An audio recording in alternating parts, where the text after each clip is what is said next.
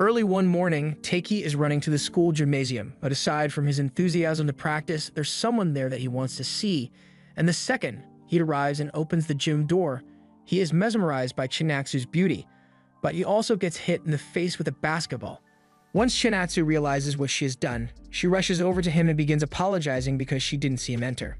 Takei doesn't really mind though, and honestly, he's just glad that he gets the chance to talk to her, because to him, she's the perfect girl. She defends, she attack, but most importantly, she always has pocket Kit Kat. The Kit Kat is her way of apologizing for the ball he took to the face, and Takei is more than happy to accept. Later on in the day, the gym is packed, and Takei is currently fantasizing about what his life could be if he were married to Chinatsu, but his friend gives him a reality check and says that's never going to happen. He can't even ask her out on a date, so how exactly does he intend to get married to her? Even if he had the courage to ask her out, she's the Kobe of the girls' basketball team, and she's pretty popular both in and out of the school. In contrast, Takei plays badminton, and he hasn't achieved a single thing, nor has he even played in any tournaments, so Chinatsu is way out of his league. To top it all off, the only time he ever gets to talk to her is when he gets here early to practice, and he couldn't possibly ask her out then. Takei retorts that he has other ways of naturally contacting Chinatsu, because his mom is an alumnus for the basketball team, so he can weasel his way in somehow. Takei realizes that getting together with Chinatsu is pretty much a fool's dream for him, but he also knows that he will never get anywhere with her if he doesn't at least try. Kyo sees that Takei is serious about this, so as a friendly word of advice, he tells him to work on getting her to remember his name first, then he can work on asking for her contact info and go from there. Just then, another one of Takei's friends walks up behind him and asks what Takei is thinking about, but she nearly knocked him down to get his attention. So Takei starts yelling and calls her a child, but she retorts that she's in the same class as Takei. He then calls her short because she has barely grown at all since middle school, but Takei is also short, so he doesn't have much high ground to mock her from. Once the two of them stop fighting, Hina asks Takei if there's a problem he needs help with because he looks anxious and he wouldn't exactly consider it a problem, but he has been trying to figure out a way to get girls to like him. Hina is excited to hear this and immediately offers to help by going down her list of things girls find attractive in a guy, like reliability, coolness, and being as hot as a movie star with a 12-inch magnum. She was a little too enthusiastic about that last part, so Takei and Kyo get a little weirded out, and while heading at the gym, he regrets ever asking her about it. Just then, his train of thought is cut off because while he was thinking of ways to get close to Chinatsu, he failed to notice that she was sitting on the steps outside the gymnasium. The door must still be locked, so this is the perfect chance for him to start a conversation with her. He just needs to figure out what to say. At first, he thinks about just introducing himself, but he thinks that would be a little too straightforward, so he wants to naturally start a conversation with her by asking about the book she's reading. But then he notices that the book is about basketball strategy, and he knows nothing about that, so he wouldn't be able to hold a conversation on the topic. He decides to just stay quiet to avoid embarrassing himself, but then the perfect opportunity presents itself as Chinatsu sneezes, so Takei immediately gets on his knees and offers her his scarf. Chinatsu is a bit shocked by this sudden gesture, but Takei is nowhere near done because he starts pulling out all sorts of warm stuff, including hot tea, gloves, and a pocket heater. A few seconds later, Chinatsu realizes he may have been a little too enthusiastic about helping her, but Chinatsu is smiling at him, so it must have worked out well. She thought he was funny and honestly wanted to see how much stuff he had packed in his backpack. She appreciates Takei trying to look out for her, but she says he needs to keep himself warm as well and gives him his scarf back. This situation is better than anything Takei could have hoped for because it's basically the same thing newlyweds do for their husbands. Just as she finishes fixing his scarf, the officer with the key arrives, so she calls Takei by name and says goodbye. Takei is shocked that she knew his name, and he wonders if Chinatsu has been paying attention to him all this time as well, but it turns out that she just saw the name tag on his scarf. It's embarrassing, but he did get her to say his name, so for today, a win is a win. The next day, Takei has just finished his badminton practice, so he is taking a break, but he's still giddy with excitement from the fact that Chinatsu now knows his name. He has successfully become acquainted with her, so the next step is to get her to give him her contact info. As he leaves the locker room, he happens to notice Chinatsu outside talking with a basketball coach, and he can't help but stare at her. But when Hina walks up and notices him staring, she immediately figures out that Takei has a crush on Chinatsu, and she offers her condolences for the inevitable rejection he's going to face. Taiki denies having any feelings for Chinatsu, so Hina tells him she heard Chinatsu actually has a boyfriend, and Taiki starts freaking out, but it turns out she was just lying to mess with him. Late into the evening, once everyone is done with their training, all the guys are getting ready to head home, but Taiki realizes he forgot his towel in the gym, so he has to head back over to get it. Thankfully, the gym door is still unlocked, but as he walks inside, he's surprised to see Chinatsu is still practicing. He doesn't really know what to say, so he asks why she's still practicing when it's so late. Chinatsu explains that she wasn't satisfied with the way she played during training today, so she wants to practice a little before heading home. She's about to go back to her practice, but since Taiki is here now, she throws him the ball and asks him to play one-on-one with her. He's caught off guard by her request, but he goes along with it anyway, and although he's not as good as Chinatsu, he holds up pretty well.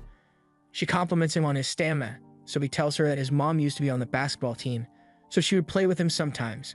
Coincidentally, Chinatsu's mom also used to be on the basketball team, so they played together all the time before she joined the school's team.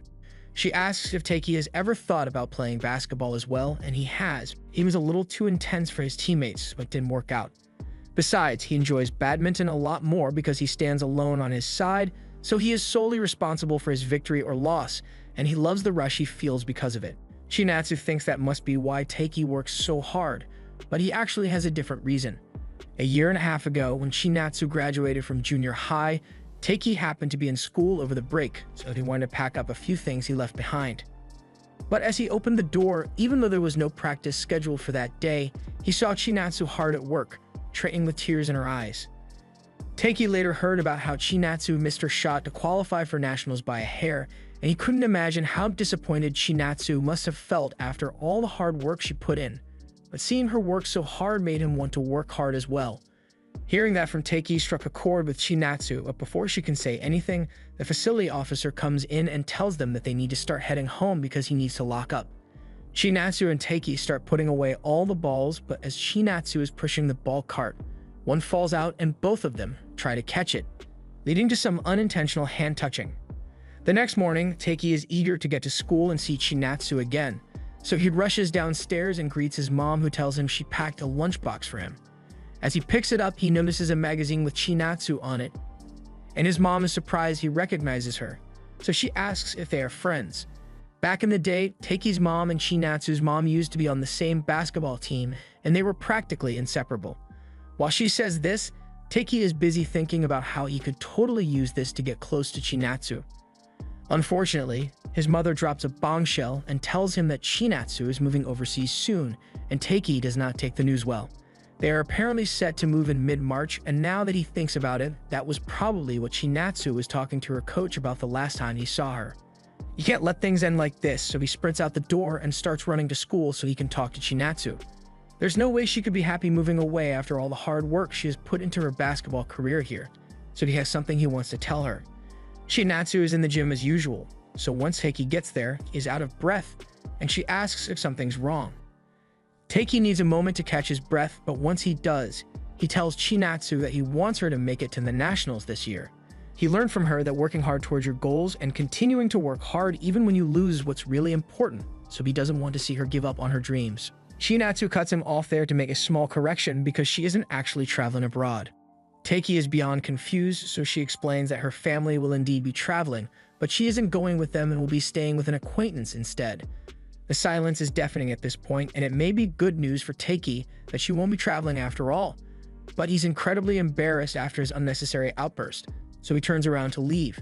Before he leaves, Chinatsu tells him that it was really tough for her to make that decision because she knows she's going to be really lonely without her family around.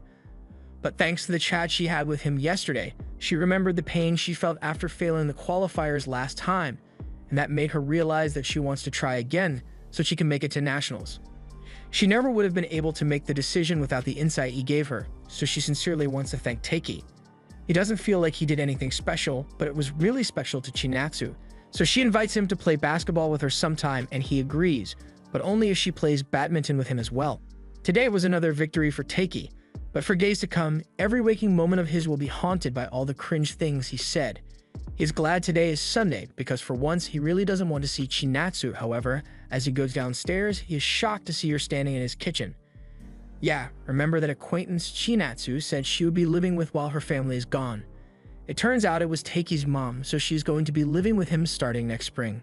When the time finally comes for Chinatsu to move in, Takei's entire family comes out to greet her, and they are all extremely welcoming, but Takei is still having a hard time accepting that this is his reality now. He was having a hard enough time talking to her at school, so how's he supposed to handle seeing her every day for the next 2 years? And just as he is having his mental breakdown, Chinatsu knocks on his door to tell him that it's his turn to use the bath. The first thing Takei notices is that Chinatsu is still damp from the bath, and his mind is immediately filled with all kinds of impure thoughts, so he tries to distract himself by reading his Jump magazine. He is doing his best not to think about her, but then she gets up close to his face to see what he's reading, and it's a lot harder to ignore her now. She recognizes the Shonen Jump series because she follows it as well, although she hasn't gotten to read this issue yet, so Takei offers to just lend it to her so she can catch up on her favorite manga. Takei panics a little when he sees Chinatsu staring at him, and he's trying his hardest to keep his cool, but she is smiling because she's just glad that he's here with her. It is really nerve-wracking for her to live in someone else's house, and even though their mothers are friends, she has only met Takei's mom a couple of times before, so having Takei around is really comforting. With that said, she wishes him a good night and leaves his room, after which Takei heads to the bathroom for his bath.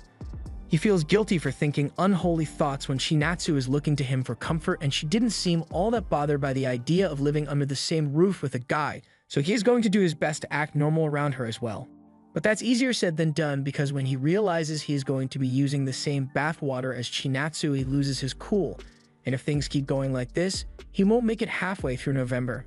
The next morning, Takei is full of energy, so he is putting his all into his training, and Kyo understands why Takei is happy, but he warns him not to let others find out about his new living situation. Takei doesn't see what the problem could be, so Kyo directs his attention to the side of the court where Chinatsu is training, but he isn't pointing at Chinatsu. He is pointing at the legion of fanboys who have a crush on her just like him. If Takei slips up and the other guys find out that Chinatsu is living with him, he will become a major target for them no matter where he goes. Still, Kyo has to admit that it's really lucky that Chinatsu moved into his house right when he was looking for a way to get close to her so he could ask her out, but Takei doesn't intend to do that anymore. Chinatsu is only staying in Japan because she wants to achieve her goal of making it to the basketball nationals, so he can't take advantage of that and ask her out as he is now. That is why he has set a goal for himself as well and intends to do whatever it takes to make it to the badminton nationals this year. Kyo thinks a dream like that is a little too big for Takei, especially since he has never tried to compete on a national level, but Takei feels like he needs to do this so he can measure up to Chinatsu. And besides, even if he ends up failing, he still wants to see how far he can go. So he asks Kyo to play another match with him, but Kyo has had enough and says he's taking a break. While Kyo is out, Takei gets right back to practicing, and Hina notices that Takei is a lot more enthusiastic than he usually is, so she asks Kyo if something happened, and he tells her that Takei is planning to make it to nationals this year. She is surprised to hear this and asks if Kyo thinks Takei can pull it off, and Kyo doesn't have much faith that Takei will manage it, but he is clearly not going to give up until he does. Back at home, Takei continues his training routine and works out while reviewing some of his gameplay from earlier today. He is so into it that he fails to notice Chinatsu by the door, and once he finally does notice her, she asks what he's doing. Takei explains that he had someone record him while he played today, so he was just reviewing the footage. He doesn't want to show Chinatsu the footage because he's embarrassed, but Chinatsu points out that she's always watching him practice when they're at school, so it makes no difference if she sees his recording. Takei is internally ecstatic to find out that Chinatsu pays attention to him in school, and she makes a good point, so he shows her the recording, and Chinatsu is amazed by how quickly he moves on the court, but Takei isn't happy with his current level of performance at all. He is still far too slow to compete among the best, so he needs to work on that if he wants to make it to nationals. Takei then realizes that he said all that out loud in front of Chinatsu, so he tries to take it back, but it's too late. She heard him loud and clear, so she starts badgering him until he admits that he wants to make it to nationals as well. Once he finally says it directly, Chinatsu tells him to wait a minute because she has something to give him. She runs over to her room and returns a few moments later with a promise bracelet for Takei. She made a pair when she first decided to stay in Japan because she wanted to have something tangible to symbolize her resolve, and she figured Takei might appreciate having one as well. Of course, she isn't forcing him to take it if he doesn't want to, but Takei is more than happy to receive a gift from Chinatsu, so he swears that he will cherish it for the rest of his life. He is a little too enthusiastic about putting it on and is doing it way too tight, so Chinatsu offers to put it on for him instead so he doesn't cut off circulation to his foot. While helping him, Chinatsu expresses how much she hopes Taiki can make it to nationals with her, and once she's done, she wishes him a good night and leaves. Taiki was already planning on working hard, but now that he knows Chinatsu is rooting for him, he's going to work even harder than before, and to make sure he stays focused, he will do 30 sit-ups every time he has any impure thoughts about Chinatsu. The next morning in the gym, Taiki is busy doing sit-ups for no particular reason when Hina walks up to him. She asks why he's doing all those sit-ups, so he explains that he is trying to rid himself of impure thoughts, although he keeps the details vague. Hina is quick to catch on and figures something must have happened between Taiki and that basketball girl he likes, so she starts prying for more info. This is the last thing Taiki wanted to deal with, because if Hina manages to find out that the Chinatsu is living with him, then she'll end up telling everyone in the school because she's terrible with secrets. Taiki is desperately trying to shake Hina off, but he ends up running into Chinatsu, and she wants to give him his wallet since he forgot it at home. But Taiki freaks out and interrupts her because he can't let Hina find out that they live together. Chinatsu figures out that Taiki is trying to hide their situation from Hina, so she just smiles and walks away like Taiki is an absolute stranger, and Taiki is starting to think he may have overreacted a little. He later goes to talk to Kyo about it, and Kyo calls him an idiot for the way he handled things. From Chinatsu's perspective, it must have looked like Taiki was trying to act like he doesn't know her, and that could lead to all sorts of misunderstandings, possibly even making her think that he hates being around her, which is the exact opposite of the truth. Just then, both Taiki and Kyo are called over by a faculty officer, and the man instructs them to help him carry some chairs over to the other side of the building. By coincidence, Hina and Chinatsu were nearby as well, so the man asks them to help with the chairs as well. Taiki thinks this could be the perfect opportunity to clear up the misunderstandings with Chinatsu. However, as he offers to help her carry some of the chairs, she says no thanks and walks away like he's a stranger. She's definitely got to be angry about the way he acted earlier, and as Hina sees this, she decides to take it upon herself to become Taiki's wingwoman. While they all walk to the other side of the building, Hina goes up to Chinatsu and asks if she's got a boyfriend, and though it's an odd question to be asked out of nowhere, Chinatsu answers that she is single right now. Hina then asks if Chinatsu would like to have a boyfriend. The answer is no, since she's focusing all her energy on basketball, so she doesn't have time for dating. Hina starts panicking since she believes Taiki must be devastated by this news, but he already knew Chinatsu would respond like that because basketball is the most important thing to her. Once they are down moving the chairs, they get back to practice, and while Taiki is hard at work, he notices Chinatsu take a nasty fall, and he would like to go check on her. But he hesitates because he can't have people realize that they are close. When Chinatsu goes to take a break, he follows her and asks if she's alright. Chinatsu says she is fine, but she's surprised he came to talk to her because she thought he wanted to act like strangers at school. Taiki apologizes for not talking to her about this sooner, but she is really popular here, and if people found out they were living together, all sorts of rumors would start flying around, and it would only distract them from their training. Chinatsu understands that, but she honestly thought Taiki was ignoring her because he liked Hina. He only started acting like that in front of Hina, and then Hina started probing to find out if Chinatsu had a boyfriend. So Chinatsu assumed Hina and Taiki might have a thing for each other. She was even considering sleeping in the shed from now on so she would make things awkward, but she completely misread the situation, and Taiki finds that adorable. Now that the misunderstanding is cleared up, they head back to practice, and the badminton coach addresses all the players to prepare them for the upcoming preliminaries. Those who show exceptional skill will be put on the school's team and have the chance to play through the qualifiers for the regional and prefectural tournaments till nationals. Taiki will have to place first or second in the prefecture in order to qualify for nationals, and to do that, he's going to have to be better than Haryu, who placed third in the tournament last year. Taiki notices that the number of spectators has been increasing lately, although half of them are here to watch Chinatsu play, and the other half are here to watch Hina's gymnastics routine. Hina is so good that she is already ranked 4th among the best gymnasts in the country, and continues to improve so that she could one day become number 1. Once she is done with her routine, she goes over to Taiki and demands payment for looking at her so much, and Taiki knows she's just messing with him, but if he plays along, Chinatsu might start to think he likes Hina again, so he turns to go back to practice, but that makes Hina feel like Taiki is avoiding her. Later that day, while Taiki is heading home for the day, Hina sneaks up behind him as a surprise. Taiki has no idea why she's here since her house is in the opposite direction, But Hina explains that a famous chiropractor opened an office in the Azuma area, so she's here to check it out.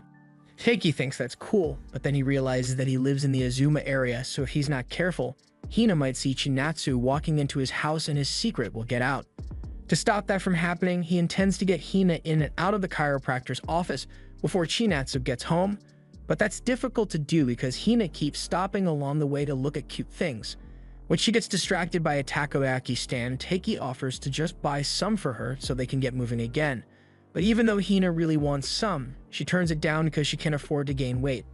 As a top gymnast, she needs to keep her body in perfect condition. And when it comes down to it, it's a lot easier to stop herself from eating excess than it is to work out and burn off the extra calories. Hina notices that Taiki has a weird look on his face, but he's just in disbelief that someone like Hina could actually be so disciplined. Jokes aside, Hina is on a totally different level of talent than he is, so we can't help but admire how dedicated and cool she is. Hina appreciates the compliment and she says she also thinks Taiki is cool. After all, he can now hold a conversation with the girl he likes instead of awkwardly staring at her from across the gym like he used to. Taiki can tell she's making fun of him, but Hina is serious when she says she will do anything to help with Taiki's love life because they are best friends. Just then, Taiki notices that Hina is staring at someone behind him, and while Hina tries to stop him from looking, he turns around anyway and sees Chinatsu and Hayaru walking together. This was the end of episode 2. Subscribe to not miss the next part.